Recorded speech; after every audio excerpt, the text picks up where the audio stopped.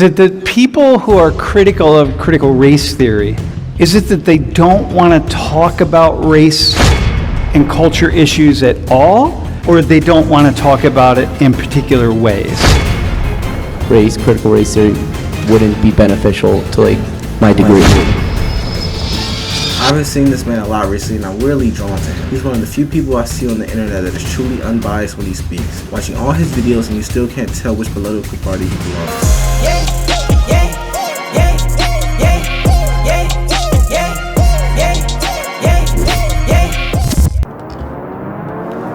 Ooh, this gonna be good. The following video is not suitable for all audiences.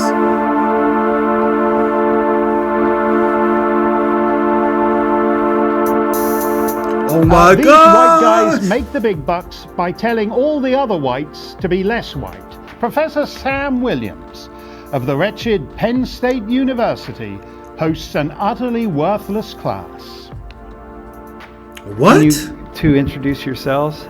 Hi, I'm Sophia. I'm a freshman. My major is communication sciences and disorders. I'm Eli. I am a junior finance major. Is it that people who are critical of critical race theory, is it that they don't want to talk about race and culture issues at all, or they don't want to talk about it in particular ways? They have the idea that what we're trying to do is jam divisive race issues down people's throats and brainwash children to have a certain perspective on race, and a very divisive perspective on race, a perspective on race in this country that that condemns white people as, all like white people are racist. The system it's a white system that benefits white people, and it just leads us to all this anti-whiteness stuff, which is or anti. This discussion, man, it's always been a very crazy discussion to me, because in America, or Western civilizations as a whole, you know that it has a lot of European-based qualities. And what is Europe? Europe is white. What I mean is that we partake in the same habits, like our formal wear is more so older European. We wear suits and ties here. That's like the formal wear that comes from whatever, England or whatever the crap. And a lot of our habits come from that culture. So when we talk about, people use that, they use that as fuel. Say, well, since our culture is from there, or majority is from there, and a lot of the people who live here are from there, that in itself implies that it's a lot of white privilege here, or it's a lot of white. What's the word I'm looking for? White privilege is the only word I could really think of. I don't know. I hope y'all get what I'm saying. But they use that to fuel their argument. Men, anti, whatever it is, right? People have a fear that these trans activists are hijacking school systems and talking about trans issues with young kids and getting young children to question their own sexuality even. That's not for teachers in schools to do, to be asking 8-year-olds and 9-year-olds what their pronouns are. Tens of millions of school children in the United States. You just need one classroom, and then that leads people to be fearful that this is happening all across the United States. And so what they don't want is a really divisive way of talking about this stuff. And in fairness, for me, as a citizen of the United States, we're going to talk about critical race theory today. Can both of you define it for us? I think it's how laws and how laws and policies are made affect racism unknowingly. So before we get too deep in this video, I would like to partake in this discussion too, because I am a college student. I want to partake. He's teaching a course. How would I define critical race theory? Basically, I would define critical race theory as the teachings that there's this underlying or subconscious belief that in every life mission, or in every life activity, or a grouping or anything, there's an underlying belief that racism or that race affects it or partakes in it. What do I mean by that? Is that when you're interviewing for a job, there's an underlying subconscious belief that race partakes in it, whether it's good or bad for your race. When you're driving a car, when you're buying a car, when you're buying clothes, when you're in school, it's just this belief that in every single activity that a human does, there's an underlying belief that race affects it, and that the other person that you're doing with is thinking about race. That's how I would define critical race theory, and that's what it's taught. It's taught that no matter what, in what life activity, race affects it, period. I know some people think that it like divides people. How's it divide people? Some people think like the way it's taught in like schools and stuff divides like people of color, and then like some people believe it divides people because I should have been in this class.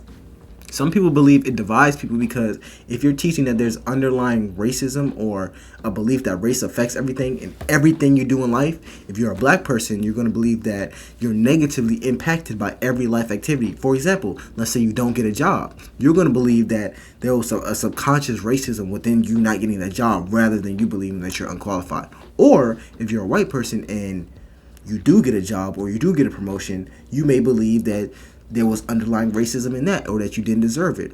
Or if anything bad happens to you, you may believe that, well, this only happened because I'm white and the person who did it was another race. That's how it can divide people. It can build resentment from one race for another race on both sides, not even just white and black. It can build it for any race. But it gets kind of tricky when you look at other minorities such as, I guess, Asians and Indian, Native American. It gets kind of tricky when you throw those into the loop, because like, what do you do? It just gets kind of weird. Mm-hmm. Can you say about how it would divide people? Some people think that it makes like races feel inferior to to the other, mm-hmm. or like they're better than the other race, mm-hmm. so they like want to take it out of schools. Mm-hmm. So it's creating a divisive atmosphere. And going back to what you said, it's a way of thinking that is really not just looking at individual behavior, but looking at the patterns, long-term historical patterns, and the unintended consequences of patterns that hold structural inequality in place, is the idea. Okay, that's what you said, essentially. Bro, is that new to you? Because that's like not a thing that people talk about. Yeah, I guess I don't really like understand a lot about it. Okay, which is fair. Most people don't. Even people that talk about it don't understand.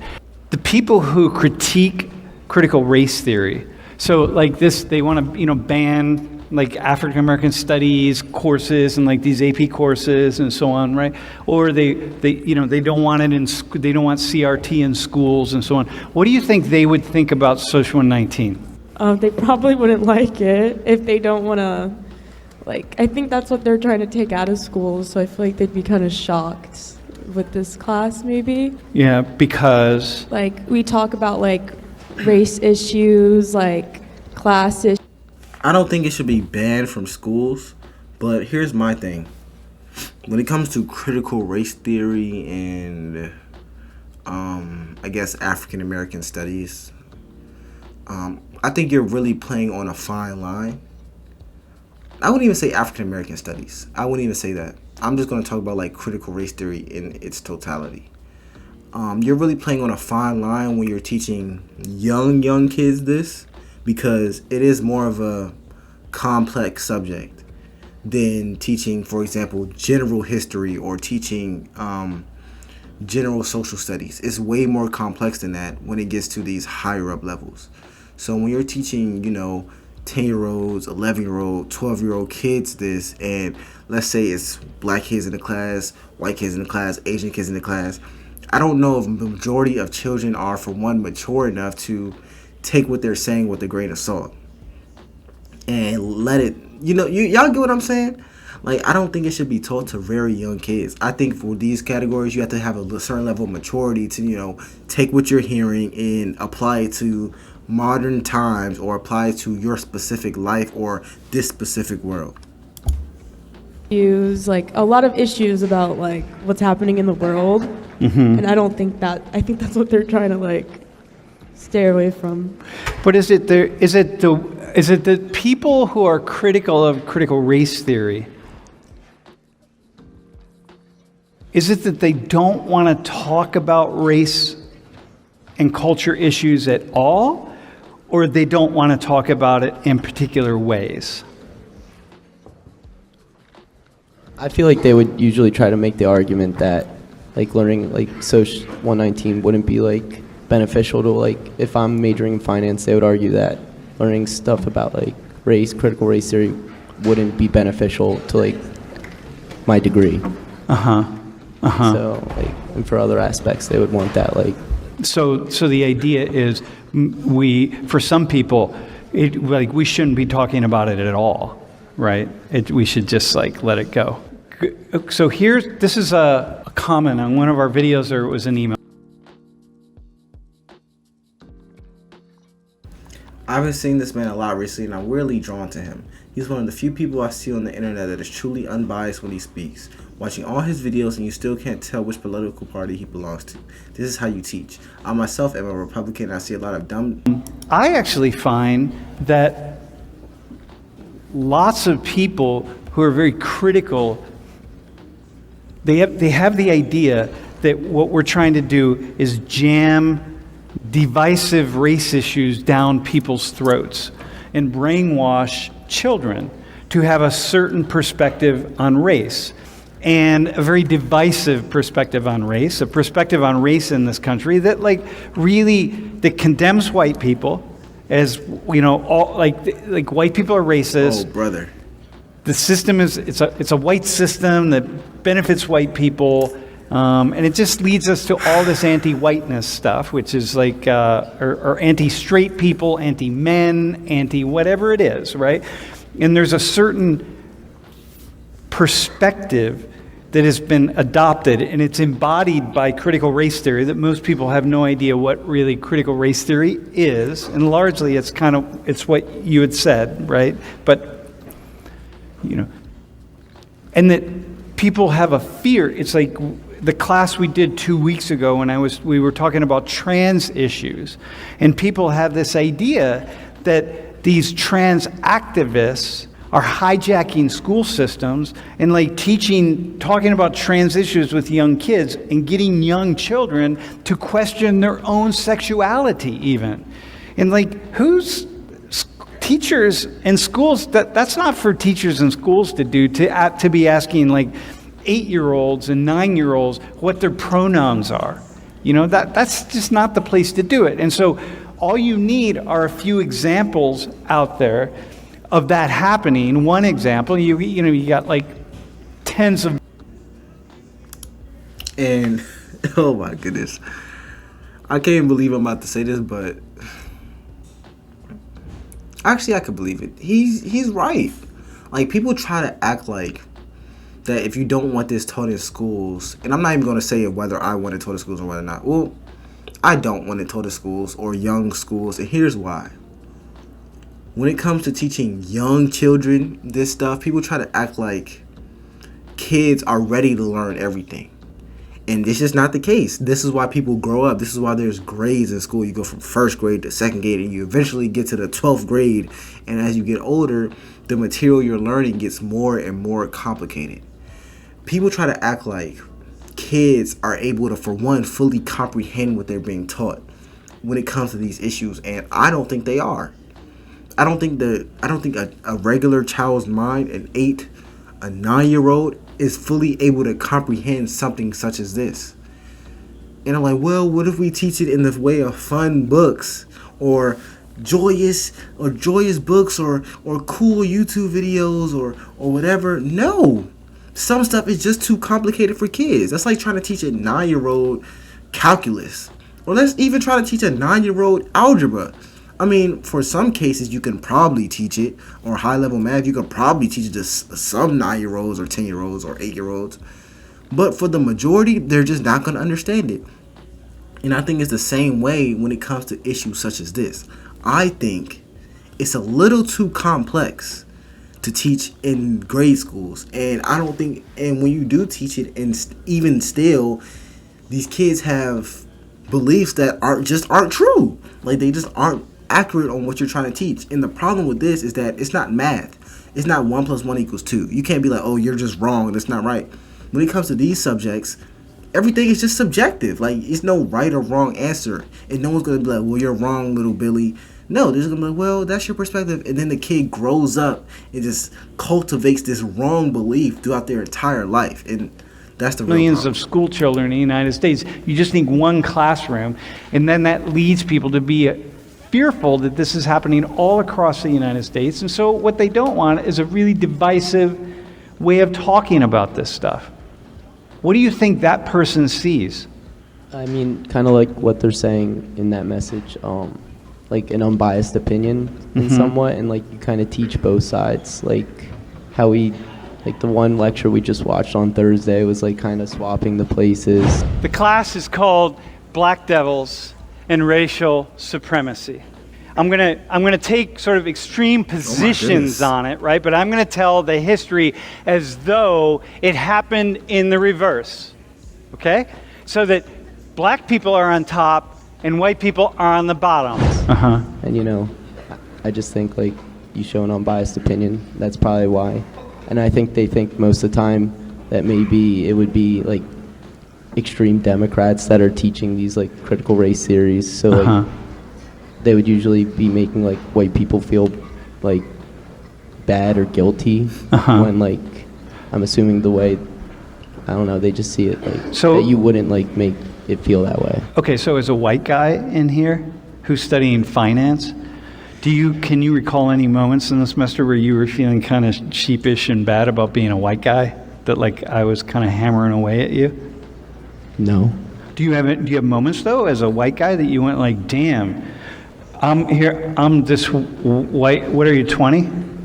20-year-old white guy, and like I didn't know about this or I don't know about that. It's like I feel kind of uneducated, or we use the word ignorant, but I don't like to use that word because it has certain provocative connotations, but like I'm unknowledgeable about these things, and I really could probably have a dose of catching up, right? Which is what you get in this class. Have you had those moments in here?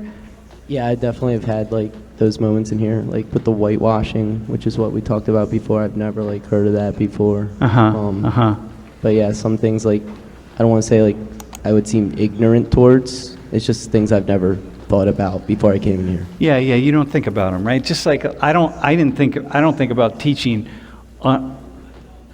underprivileged kids or like in underprivileged classrooms. I don't think about that because it's not what I do, right? So why would I think about that? How would I have any idea?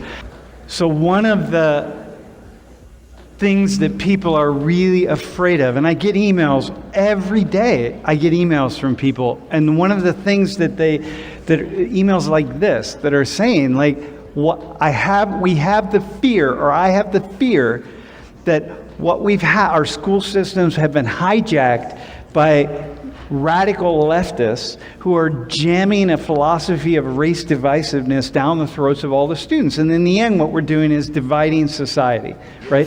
But what we're seeing is, but that doesn't seem to be happening in this classroom because, you try to take multiple sides and that's not what you're trying to do. And in fairness, for me, as a citizen of the United States, I feel like there's something to be said for that. The irony is that that's me, dude. Yeah, dog. The irony is to the two of you, right? And it's a picture of him teaching his class that says, this is what critical race theory looks like. A recently revealed public shaming of a white male student reveals about no. And here's what I was saying. And this is kind of, it's not directly what he's saying, but it's kind of on par. Critical race theory should not be banned from schools. The point of school is to, for one, educate you. For two, introduce you to new ideals that you may not have heard about if you did not go to school. This is why people usually go to schools in out-of-state areas, or they go to schools in even different countries Or, they want the best education, and they want to be introduced to different topics or ideas or areas that they are not fond of. This is why people go to school. So when you say ban critical race theory, no, you're not supposed to ban it. But you can't necessarily teach it to really young people because it is a complex subject. It's not just something that any age can understand. At least not to the level that you're supposed to understand it at. And I use math as like an example because when you get older, you learn different levels of math. And this is kind of the same thing. So I don't think it should be banned from college because I think college kids are mature enough to understand it.